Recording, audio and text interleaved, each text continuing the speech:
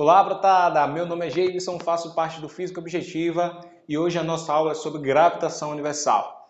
Nosso tema, antes de falar sobre as leis de Kepler e as leis da gravitação universal, eu queria fazer um processo e um mergulho histórico sobre como se iniciou o estudo da gravitação.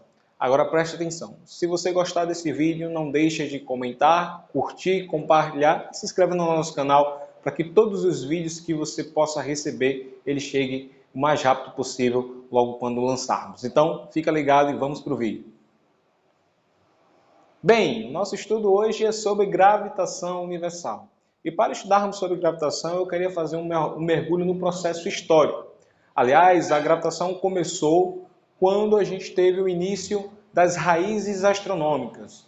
O estudo sobre os astros, né? A curiosidade para descobrir como se comportava o movimento planetário.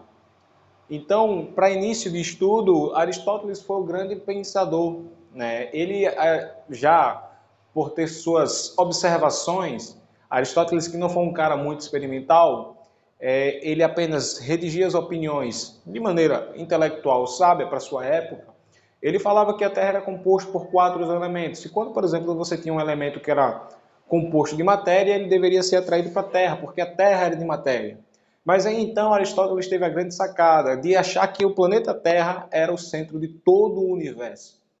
Coisa que a gente sabe que não é bem verdade, mas para e pensa é um pouco intuitivo, né? Até porque ele viu o Sol de um lado para o outro, a Lua de um lado para o outro, então ele acreditava que a Terra era o centro do universo. Passados-se os anos, no ano de 100 a 188, 178 depois de Cristo, Ptolomeu ele já deu o primeiro princípio que talvez, entre aspas, a gente possa chamar de científico para a sua época, né? Quando ele dizia que o modelo terrestre, colhido pelos pensamentos aristotélicos, era um modelo terrestre em que a Terra era o centro do universo, né? O famoso modelo geocêntrico. Mas a gente sabe que esse modelo também encontrou as suas incoerências, mas ele perdurou por vários anos até se encontrar em Copérnico a tal mudança. Copérnico já pensava sobre o famoso modelo heliocêntrico, onde o planeta Terra orbitava em torno do Sol, onde o Sol orbitava, onde o Sol era o centro e a Terra orbitava em torno do Sol. Só que Copérnico, por ser religioso, ele evitou publicar isso e apenas só no final da vida, ele em sua última obra publicou esse modelo heliocêntrico.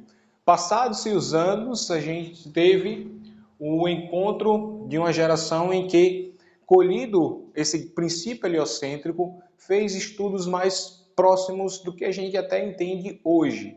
Foi ele, Tycho Brahe, Galileu Galilei e Kepler. Tycho Brahe, grande pesquisador, que às vezes até esquecido, ele tinha várias observações que foram extremamente importantes, né? E Tycho Brahe ele era um cara bastante experimental. Então, através de vários experimentos, ele observou diversas coisas na natureza, entre elas o movimento terrestre, né? a circulação das órbitas estelares e entre outras coisas. Nesse sentido, Tycho Brahe ele tinha grande poder experimental, mas ele tinha dificuldade com os cálculos matemáticos, né? E aí o grande cara que teve a sacada desses cálculos matemáticos foi o Kepler, né? Que veio então depois com as leis de Kepler, né? Antes disso a gente tinha Galileu Galilei, que ao promover a divulgação de que a Terra não era o centro do universo, e por Galilei ter sido o grande criador da luneta e ter conseguido feito várias observações, Galileu Galilei então afirmou que a Terra não era o centro do espaço.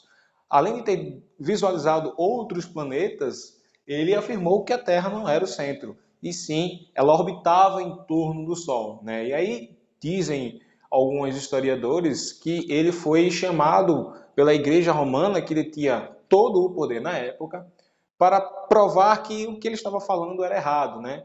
E aí se conta uma história de que quando ele foi assinar um tratado, confessando que ele estava enganado, ele assinou dizendo: olha, estou assinando isso aqui, mas que o mundo, que a Terra gira, ela gira em torno do Sol. Então, de fato, as análises que foram feitas naquela época perduram até hoje, e os grandes estudos de Kepler ainda é o norte para o estudo da gravitação universal.